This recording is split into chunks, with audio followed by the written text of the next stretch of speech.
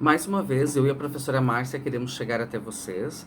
O sétimo ano a gente olha com carinho, todas as séries com certeza, mas olhamos para vocês com carinho muito grande, porque a nossa perspectiva é pararmos para pensar como é que vocês vão estar no oitavo, no nono ano, o que a gente vai fazer daqui para frente, como é que o conhecimento ele está ocorrendo, o que cada um está fazendo para o seu próprio crescimento pessoal. Nós fizemos uma live sobre a questão das charqueadas, sobre Pelotas, né, o contexto histórico, a questão da escravidão, e abordamos especificamente o Rio Grande do Sul. Demos algumas pinceladas, né, em relação à cultura e desenvolvimento, principalmente a influência da França para com o Brasil. Eu lembro que uma das coisas que na live a gente comentou, né, também sobre a França, que estava influenciando muito aqui o nosso território, principalmente em questão de desenvolvimento cultural. Mas, se nós falamos da França, a gente falou sobre a questão da escravidão, a valorização das pessoas, né? Essa questão que existe ainda hoje em relação ao próprio preconceito. As pessoas, quando olham para o diferente, não aceitam em relação a si mesmo, porque é a partir de nós que a gente né, percebe as diferenças. E aí eu parei para pensar, precisamos falar um pouquinho sobre o renascimento. Porque o Renascimento, e é assunto de sétimo ano, ele começou na Europa, teve um movimento muito forte em vários países, principalmente na Itália e na França. E aqui a gente vai então entrar diretamente nas questões geográficas de espaços em relação até mesmo a nós. O que eles desejavam, o que eles queriam, o que eles estavam pensando. Então é claro que numa aula, digamos de 10, 15 minutos que nós vamos passar, e mesmo em um texto, é muito pequeno, é muito pouco diante de tudo que foi este movimento e todas as suas influências, até mesmo ainda atuais, elas ainda ocorrem nos dias de hoje, né? As pessoas gostam muito de viajar para a Europa para ver o legado dos grandes artistas, toda essa questão cultural, os grandes museus. Eu vou citar, por exemplo, já que a gente falou da França em relação a Pelotas, hoje as pessoas querem muito ir visitar a Torre Eiffel, mas também o Museu do Louvre, que foi uma construção, claro, destinada principalmente para os reis, mas que hoje ela abriga grandes obras, obras espetaculares e que falam muito sobre a própria condição do ser humano.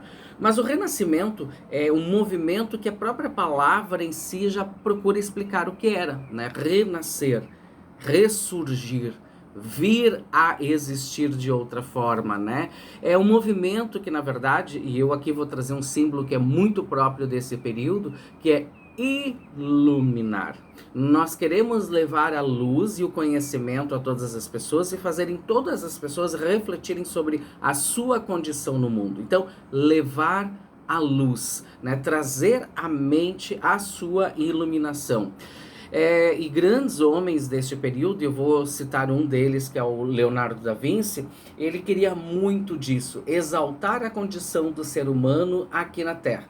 Por quê? O Renascimento ele é um movimento que surge logo depois do período que a gente chama Idade Média, que também muitos designam como a Idade das Trevas. E o Renascimento quer sair dessas trevas e vir para a luz. E aí começa a se trazer o ser humano para o centro. Tanto é que algumas grandes modificações de pensamento deste período, tem pessoas que estão duvidando nos dias atuais. Por isso que eu disse já antes que nós temos toda uma influência deles até os nossos dias, mas que tem pessoas que ainda vivem, querendo ou não, lá na Idade das Trevas. Eu vou dar um exemplo bem prático.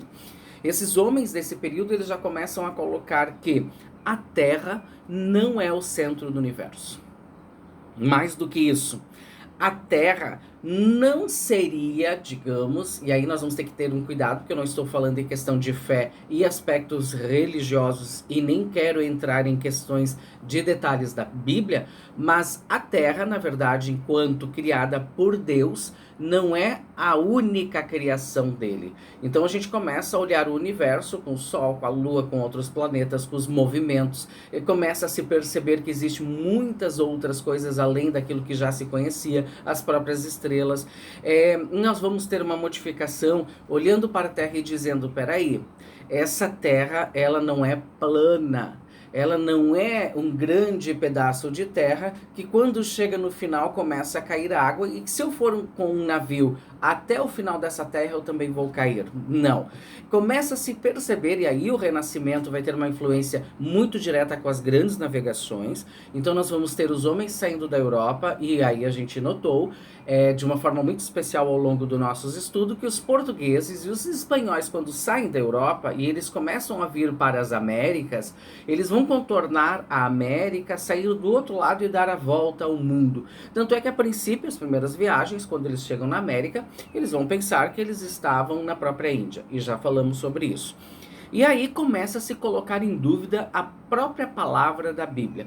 Nós temos que cuidar, que é colocar em dúvida a palavra da Bíblia enquanto ciência, enquanto desenvolvimento de conhecimento do próprio universo. Aqui nós não estamos entrando na questão de colocar em dúvida a palavra de Deus, mas sim que essa terra, que ela então é redonda, vamos colocar assim, ela pode ser vista de outras formas, e que o homem é que, com o seu conhecimento, se coloca como centro de tudo. E aí nós vamos ter não só as grandes pinturas, a própria arte, que vai exaltar o corpo humano, porque boa parte das grandes obras de arte, não só na pintura, mas principalmente na escultura, vai valorizar o corpo humano. Vai começar a olhar para o ser humano e também dizer que o corpo não é sinal de pecado, porque ele também é uma obra de Deus. E que através do corpo, é aqui que está a minha mente, o meu pensamento e meu conhecimento, e eu uso esse corpo para me tornar melhor aqui no mundo e tornar o homem melhor. Então, a humanidade também melhor. Até porque, lá por volta de 1492, quando começam essas grandes navegações, e aí começa toda essa mudança de pensamento, começa então-se a levar a luz para todos os lugares, é que também nós vamos ter partes muito pesadas, né, que nós já falamos. Os próprios europeus vindo para cá tentando escravizar e exterminar os nossos indígenas. Nós vamos ter a escravidão das pessoas africanas, então dos negros. Então, durante o Renascimento, que tem todo esse desenvolvimento do conhecimento do ser humano e que começa a se questionar a sua condição no universo, nós vamos também ter momentos muito pesados. A própria escravidão seria, digamos, um momento extremamente complicado desta época, que é o que eu não vou abordar agora aqui nesse vídeo. Mas é nós notarmos que, a partir do momento em que se busca ampliar esta visão, nós vamos também imprimir esse ser humano na própria obra de arte. E as grandes pinturas, eu vou citar algumas, e eu gostaria que vocês, na medida do possível com o celular, fizessem pesquisas, dessem um passeio, uma viagem, né? A obra hoje mais famosa do período do Renascimento, por incrível que pareça, ela não é grande, ela é pequena. Ela é uma obra de arte que as pessoas, quando vão no Louvre visitar, ela é italiana e ela foi pintada pelo Leonardo da Vinci. Eu vou me concentrar um pouquinho nele. É claro que tem muitos outros grandes artistas. Eu posso citar o próprio Michelangelo, que pinta a Capela Sistina, e aí eu já digo, isso é uma coisa que vocês podem visitar, olhar os detalhes, porque esses homens, eles começam a tirar toda essa parte assim de Deus como algo muito distante, totalmente iluminado, um ser que não pode nem se aproximar de nós, e eles começam a dar forma para esse Deus, eles começam a pintar ele até com características humanas, então eles vão dar corpo a este Deus. E esse Deus, ele é tão parecido com o ser humano, mas ele é tão parecido que ele se condói, quer dizer, ele tem pena até mesmo do ser humano, e ele tenta chegar perto de nós, até mesmo usando a ciência. A obra mais famosa, que está lá no Louvre, ela não é tão grande, e é um sorriso extremamente enigmático. Claro que diante de grandes estudos, a gente sabe que Leonardo da Vinci era um homem espetacular para a sua época, então extremamente inteligente, muito culto, ele tinha um vasto conhecimento da anatomia humana, e ele, além de tudo isso, ele vai ir contra até mesmo algumas regras impostas pela Igreja Católica. E uma dessas regras é que não poderia se fazer nenhum tipo de estudo utilizando então a dissecação do corpo humano. Significa cortar, ver o que tem dentro, como é que funcionam as veias, como é que circula o sangue, o coração e tantas outras partes, né? Onde é que está o cérebro, como é que tudo isso se interliga. E o Michelangelo e também o Leonardo da Vinci, os dois vão fazer muito isso. Tanto é que nas pinturas de Leonardo da Vinci e nas suas esculturas e também de Michelangelo, existe uma certa naturalidade em que a gente diz que a pedra que foi transformada numa escultura, ela quase fala. O próprio Davi de Michelangelo, quando ele termina, que hoje está na Basílica de São Pedro, lá na Itália, quando ele terminou, estava tão perfeita que, segundo a lenda, ele bateu com o martelo no joelho nessa estátua de Davi e disse parla, ou seja, fala, porque ela era perfeita. Então, outro convite que eu faço para vocês: visitar o interior da Basílica de São Pedro. As nossas aulas presenciais eu sempre fazia isso, né? De levar pequenos vídeos, de levar algumas fotografias para que vocês pudessem visualizar. Então agora eu faço esse convite. Visitem a Basílica de São Pedro através do celular de vocês. Visitem o Louvre.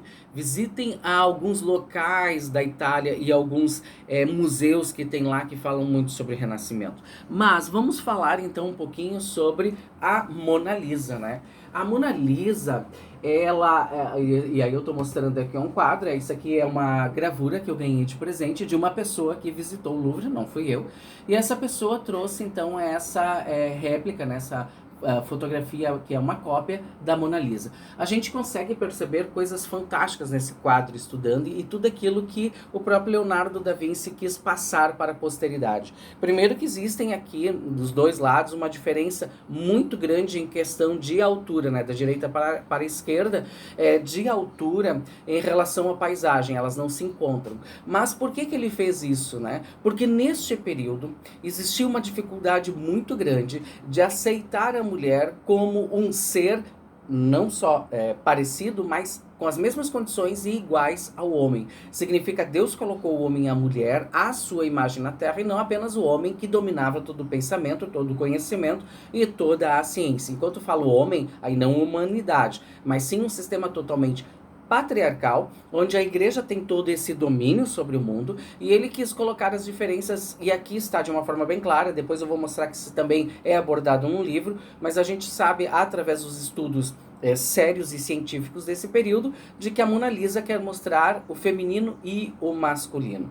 O próprio nome Mona significa Amon, que é um deus egípcio, e depois Lisa, que nós vamos ter, que é a própria flor de Lisa. Então, o feminino e o masculino unidos num quadro só, porque ele é considerado um dos quadros mais enigmáticos, ele se tornou muito famoso, né? Não é a única obra de Leonardo da Vinci, nós vamos ter várias outras obras, mas essa é uma obra que a humanidade, quando olha para ela, a grande pergunta é o que Leonardo quis passar, né? Porque, na verdade, é um quadro que provavelmente tenha sido encomendado por um mercador e que o nome dela oficial é La Gioconda.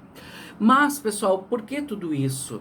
Porque o Leonardo, mais do que nunca, um cara que tinha vasto conhecimento de diversas coisas relacionadas ao próprio Renascimento, o Leonardo ele queria colocar o ser humano, independente da sua condição corporal e também da questão de sexo, como realmente o princípio do ponto fundamental do mundo e da própria existência de Deus, porque é o homem que pensa Deus, é o homem que traz Deus para a Terra, e isso é espetacular.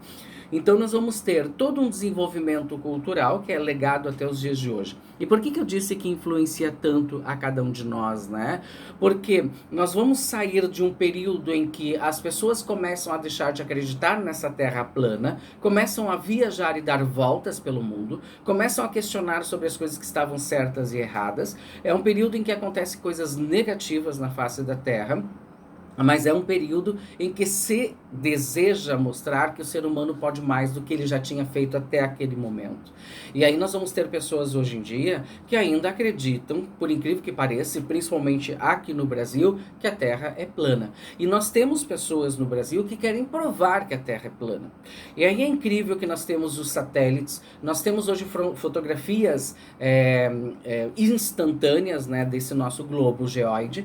Nós vamos ter isso sendo mostrado de diversas formas, nós temos todos cientistas com todo o seu conhecimento mostrando isso, e nós temos até pessoas um pouco cultas que elas tentam mostrar que tudo isso está errado.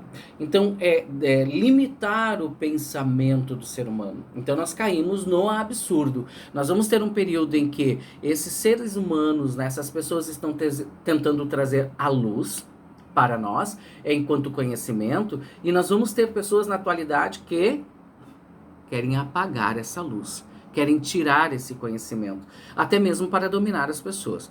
Porque o Leonardo da Vinci é um cara que eu considero ele espetacular, que ele vai dizer assim: se a razão ela se ilumina, o ser humano enquanto si descobre o seu papel neste mundo e ele o transforma. E Leonardo da Vinci vai dizer o quê? Que busque transformar para o bem. Então, pessoal, nós vamos ter essas pessoas dizendo: a ciência nos ajuda a crescer e ela não quer apagar Deus da face da terra.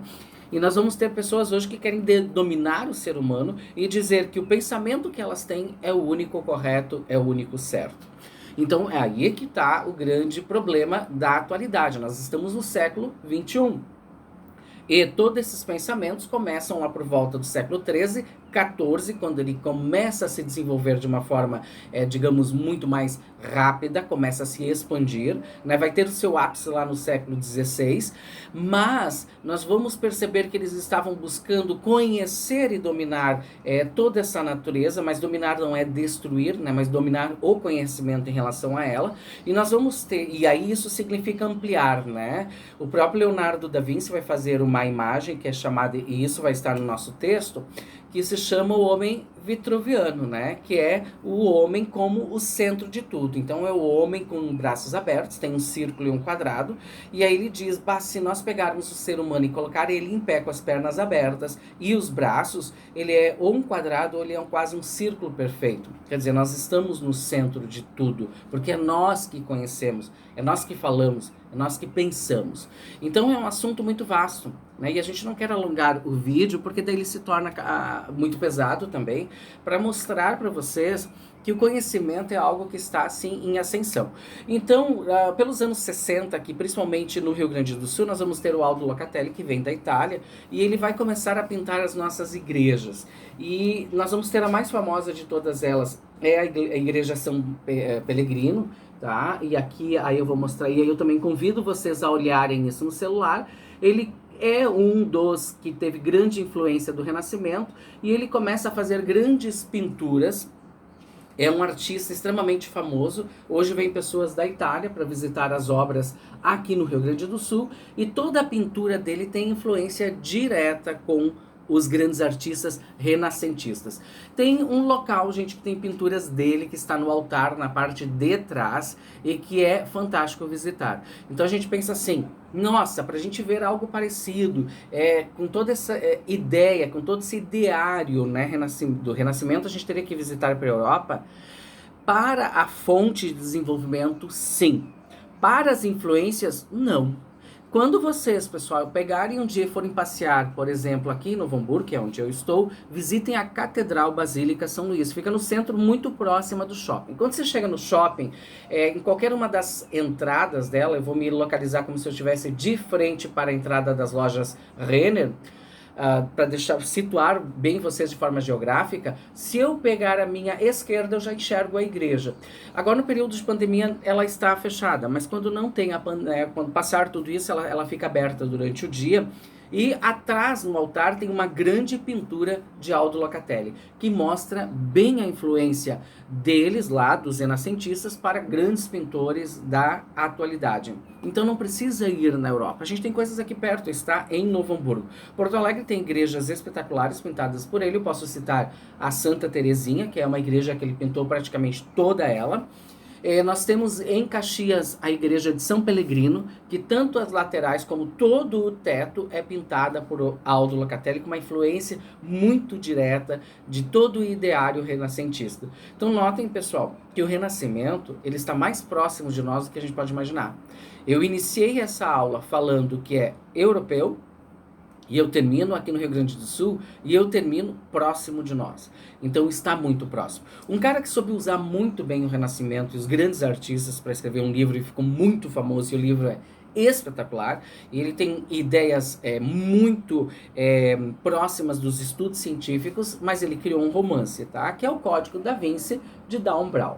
Então, pessoal, esse livro aqui, ele trabalha em cima da Mona Lisa, ele trabalha em cima da Santa Ceia do próprio Michelangelo, e ele trabalha os grandes pensadores para tentar provar uma coisa só, tá? Aqui eu até já separei, aqui nós temos a Santa Ceia, pintada por Leonardo da Vinci, é uma das obras também muito importantes do Renascimento e extremamente famosa, e a partir dela nós temos todo um desenvolvimento cultural em relação ao nosso pensamento e Deus. Tanto é que todos os artistas, quando pintavam a Santa Ceia, colocavam todos os apóstolos e Deus, Cristo, com auréolas, com iluminação, significa eles são divinos, eles estão acima de nós. E o que o Leonardo da Vinci faz? Ele pinta eles sem auréolas, significa, antes de tudo, eles eram seres humanos. Então, pessoal, é um livro que vale a pena também ler, ele traz várias informações, e assim a gente vai nos aproximando do pensamento de todos esses homens, mas principalmente nos questionando. Foram pessoas que lutaram tanto para o desenvolvimento da ciência, que hoje, pessoal, eu me sinto, enquanto pessoa, quase que, digamos assim, é o movimento contrário, tá? Em vez de nós expandirmos o nosso conhecimento para ampliarmos a nossa visão em relação a nós e ao universo, nós como que numa concha vamos nos fechando.